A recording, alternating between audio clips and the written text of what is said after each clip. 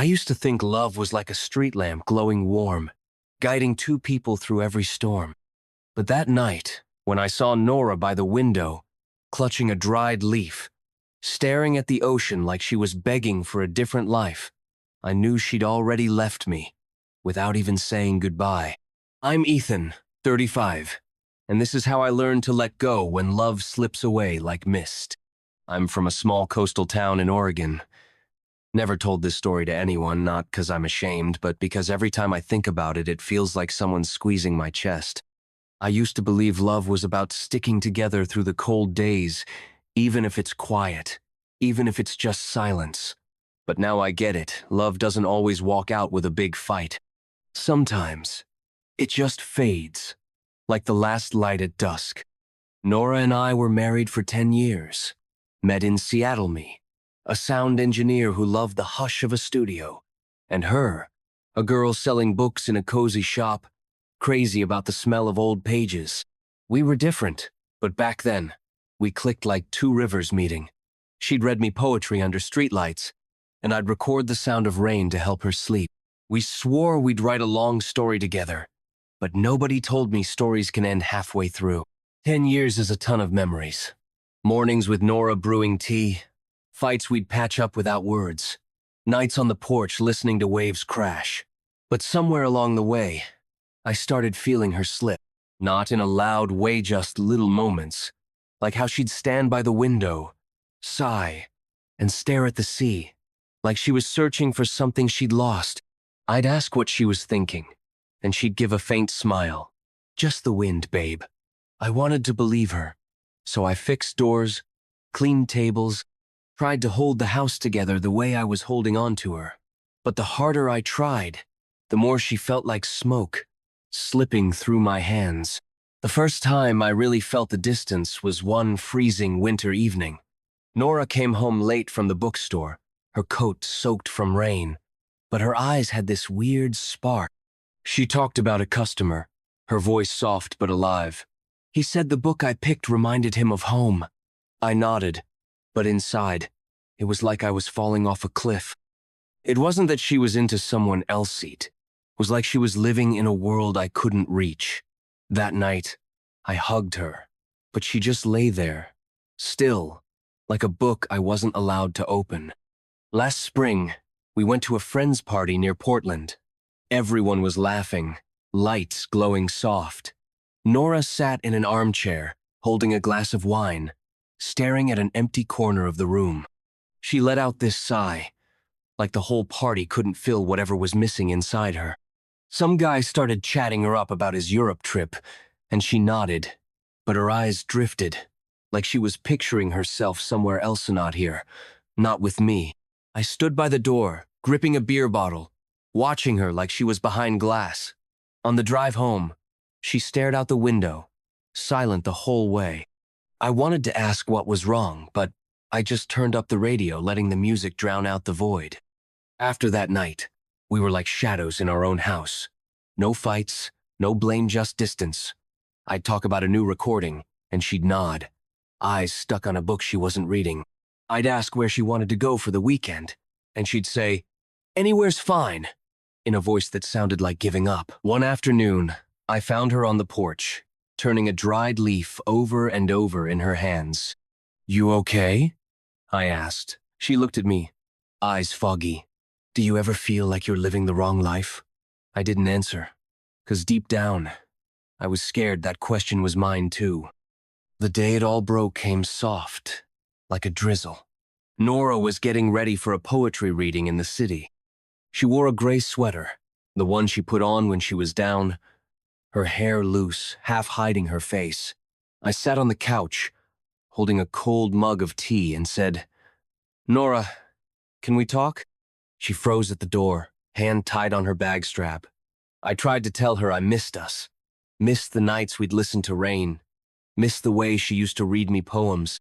I wasn't accusing her, just trying to find her again. But she turned away, voice shaking. "Ethan, I can't do this anymore.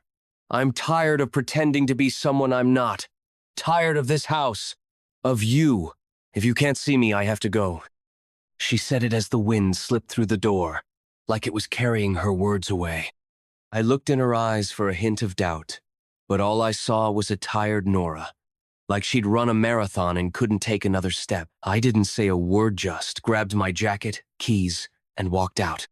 Not mad, not broken, just done, like I'd left a piece of my life behind that door. I drove to the beach, parked under a flickering streetlight. Rain pattered on the windshield, cold as hell. I sat there, listening to waves roar in the distance, my mind replaying everything.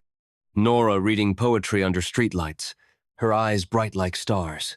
The leaf she twisted in her hands, her question about the wrong life.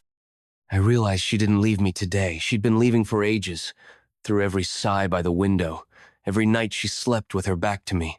But the worst part? I'd let myself fade, trying to hold on to a Nora who wasn't there anymore. I didn't go home that night. I crashed at my buddy Jake's place a few blocks away. He opened the door, handed me a water, pointed to the couch. "Sleep it off, man." I lay there, rain tapping outside, feeling like the whole world was crying for me. I realized I hadn't really lived in that Hausenot when every day I was terrified of losing her a little more. 3 days later, I went back for my stuff. The house was quiet, like it was holding its breath. On the table, Nora left a note. "I need to find myself, Ethan. I'm sorry. No promises, no explanations, just a few shaky lines. I wasn't angry, just empty, like the ocean had dried up inside me." I grabbed some clothes, my old recorder, and a poetry book she gave me once, with a note inside. "To Ethan, my dream keeper." I kept it, even though I knew that dream had dissolved like fog. I rented a little room by the sea, where the curtains smelled of salt and the wind hummed all night. For the first time in years, I sat alone, not waiting, not fixing anything. I listened to the waves, felt my own heartbeat, and got it. Nora didn't ditch mesh, just stopped being my Nora a long time ago.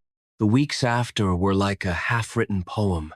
I walked the beach every morning, before the sun came up. An old guy fishing nearby would wave at me. I'd nod back, no words. But that wave felt truer than anything Nora said at the end. She texted once, "I'm sorry, Ethan. I miss when we had dreams." I stared at the message, my thumb hovering, but didn't reply. Not out of spite, I just didn't want to live in memories anymore. I started writing not for her, but for me. About the way light hits the waves, about the sound of wind, about what it's like to stop chasing answers. One night, I was at a tiny coffee shop, rain streaking the windows. An older guy in a worn coat sat across from me, staring at the storm. He muttered, like to himself, "Rain makes things clearer, doesn't it?" I nodded. "Maybe it washes away what doesn't belong." He gave a sad smile, then went quiet. That moment was small, but it reminded me I'm still here, still feeling, even if it's just a shared glance. I met Nora one last time at an old bakery where we used to grab breakfast when we were young and in love. I got there early, sat by the window, watching rain run down the glass. She showed up late, gray raincoat dripping, hair plastered to her forehead. She sat down, hands shaking as she took off her coat, eyes on the table. "You look different," she said. "I'm still breathing," I said, not sure why. "I didn't think you'd come," she said. "You wanted to talk. I'm listening." She bit her lip, voice low. "I've been trying to find the right words, but nothing fits. I felt us drifting for so long. I thought if I stayed quiet, it'd fix itself. It didn't, Ethan." I nodded. "I saw it too. I was just too scared to say it. I didn't want to lose you." She said there wasn't anyone else, and I believed her. "I'm not mad," I said, looking right at her. "I'm not here to dig up the past and make it pretty. We're not enemies, Nora, but I can't live in your shadow anymore. You went your way, and I stayed quiet too long. It's over now." Her eyes welled up, tears spilling. "Do you ever miss me? Even a little?" I didn't answer. Instead, I pulled a ring from my pocket, my wedding band, silver, worn thin by time. I set it on the table between our water glasses. Keep it or don't, I said. I'm not tied to symbols, just the years we had. She stared at it, hand trembling, but didn't touch it. So, this is it? She asked, voice breaking. We've been done for a while, I said. This is just us admitting it. I stood up. She stayed seated, tears pooling on the table. I gave her a small nod, then walked out. The rain hit my face, cold and sharp, but I felt like a storm inside me had finally cleared. For the first time, I walked away without looking back. Now I live alone, not starting over, just moving forward. I still walk the beach at dawn, listening to waves, watching the sky. I record the sound of the Shaw, not for anyone, just to hold on to it.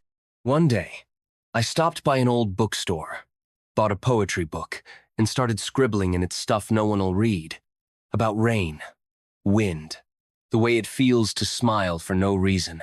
At the counter, the cashier, hair tied up, looked at me. You look like you found something. I smiled. Maybe I found me. I don't know what tomorrow holds, but I'm not afraid. Nor is a chapter closed. Like the poetry book I still keep. Love doesn't always leave, loud it just drifts away, and I've learned to let it go. This time, I'm choosing myself, and that's enough.